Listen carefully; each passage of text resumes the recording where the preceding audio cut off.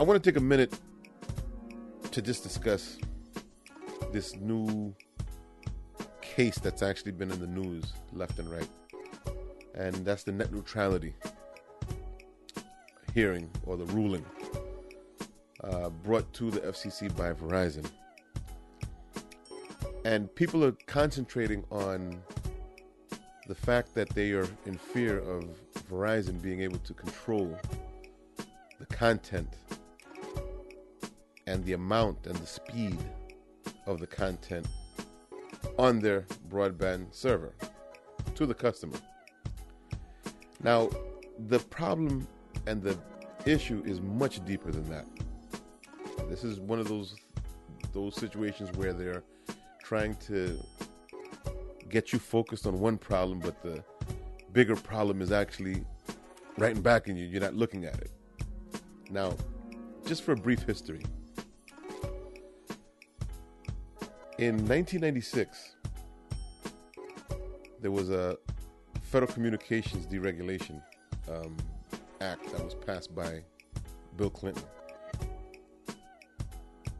A communication company was also now allowed to purchase multiple communication outlets, whether it be radio, television, cable, newspapers. They were now allowed to use their money to buy whatever company they wanted. They had no restriction whatsoever. And this actually flew in the face of the original monopoly laws that were set in place back in the 1930s.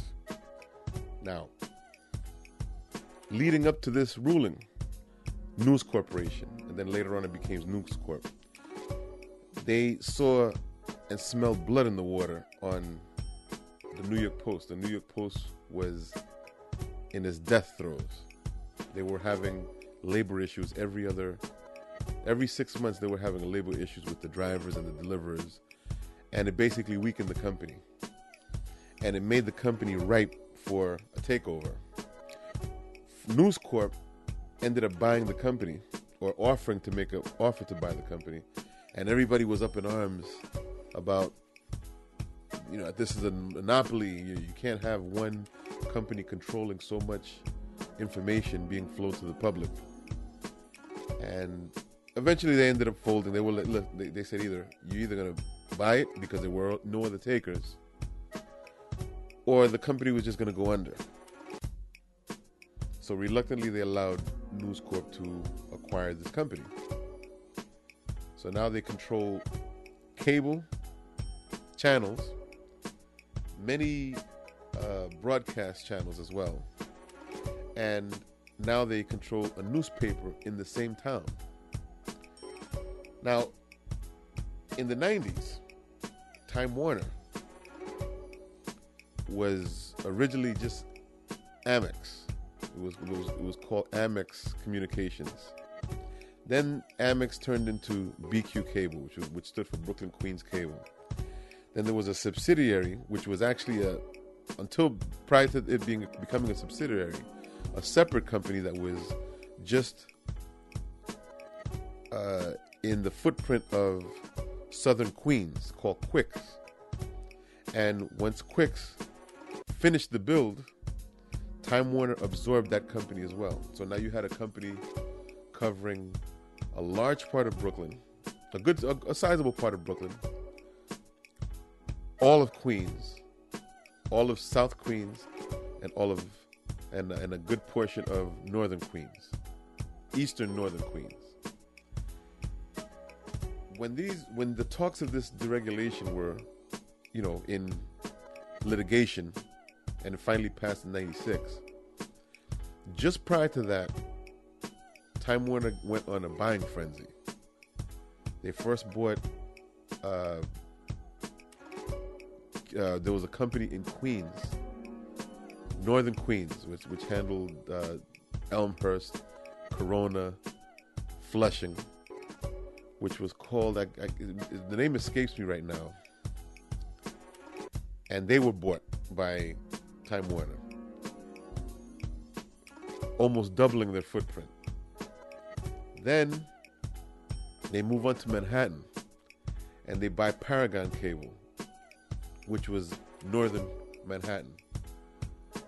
Then they bought Manhattan Cable, which was southern Manhattan. More consolidation. Then they buy Staten Island Cable. Further consolidation.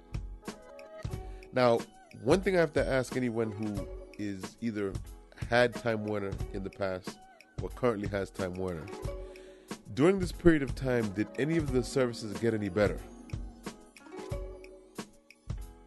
Did the customer service get any better? That's a rhetorical question. Fast forward to today. The Net Neutrality Act, or the hearing, or the ruling, goes forward, and Verizon wins the case. Then they make a statement stating that, oh, well, we will not exercise these certain concerns that people have based on the fact that this case was won. And we will still be trying to do our best to give our customers the best experience and XYZ and blah, blah, blah. You know, that's all technical BS. Because no one sues in court for a result that they're not going to exercise. It's a reason for that. Now, while everybody has their eye on Verizon, once this net neutrality ruling goes through, with Verizon being the culprit, or at least everyone thinks they are, soon after that, the announcement is made that Comcast is buying Time Warner. And what that means is that if anybody knows how the cable system works, in at least in most areas of the United States, you either have two choices at this point. Cable companies do not work, and they're not allowed to work in each other's franchises. In other words, if there's a boundary between one cable company and another, one cable company's franchise ends at this street, and from the next street on, it picks up by another cable company. Cable companies aren't actually in direct competition with each other. They're only in direct competition with Verizon, who at this point offers all of the services that cable offers. And there's a difference in speed and quality, but they're basically offering the same service. Now, everybody's up in arms with Verizon. And the real reason for this ruling was they were setting the chips in place. They were putting things in place to be the only two-game. It was only going to be a two-man game in all of these areas, because you either have a choice of either going to the cable company or you have a choice of going to Verizon. That's it. Or Fios, whatever, you know, the service that offers a broadband as well. Now, Verizon wins the case. Soon after that, Comcast makes an offer to buy Time Warner, and at this point, I don't see any resistance from the regulators, because I see the merger going through.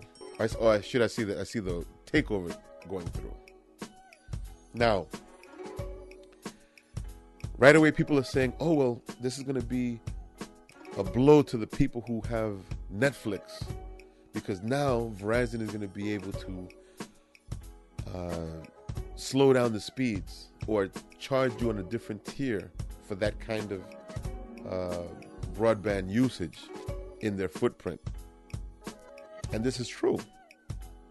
But now, since Time Warner is being acquired by Comcast, now you only have two players, period.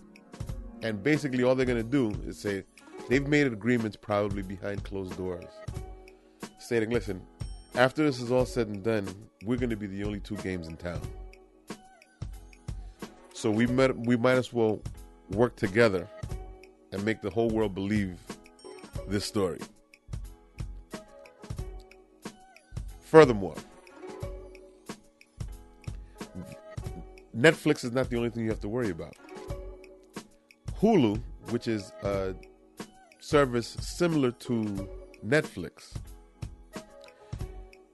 where you can stream live video online, is owned by NBC. NBC is owned by Comcast.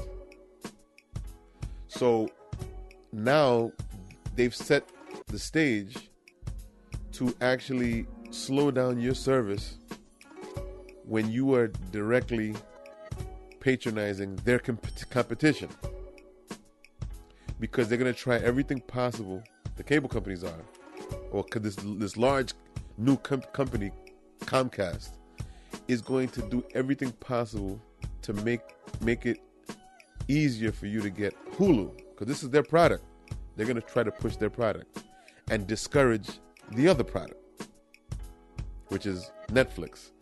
Netflix has actually been a thorn in the side of the cable companies in general, and Verizon, all of them. They've been a nail in the side, a thorn in their side, because they have actually eaten the cable companies and Verizon's lunch. They have been losing video subscribers left and right. You have Netflix stealing their subscribers. You have YouTube stealing their subscribers. You have Hulu stealing their subscribers. Now, one of the largest cable companies in the country owns Hulu. So you ask yourself, who are they going to be pushing? Are they going to be pushing Hulu, or are they going to be pushing Netflix? Ask yourself that. The consolidation of all these companies together always leads to one thing. It leads to price fixing, and it leads to lack of competition. Now they don't have to give you better service, because where the hell are you going to go? You can either come to us or you can go to them. There's no third party. The general public is caught smack dab in the middle of two powerhouses at this point. Most people don't know that if you sign on to a certain website in another country, let's say Iran, for as an example, you know that if your IP address shows up as being in the United States, they can block you. Right now, they can block you from actually seeing that website. But no. We're not gonna treat our customers like children like that. We're not gonna do that to them. They're gonna have all the choice that they want. No. That's all smoke and mirrors. You are gonna see that with each one of these mega mergers or mega buyouts, you're going to see less and less and less choice. And you're going to see more and more of your news content being fed from less hands. So the narrative is going to be what the narrative is going to be. All of the cable companies, all of the news corporations that deliver the news are going to be owned by two companies. Either going to be owned by two companies or beholden to two companies to be able to stay in business and to continue broadcasting. The news is going to get more and more polarized along lines. This is going to be the left, probably.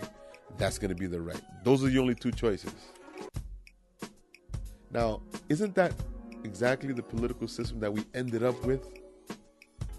The left and the right, the Republicans or the Democrats, no in between. Does that sound like a good deal?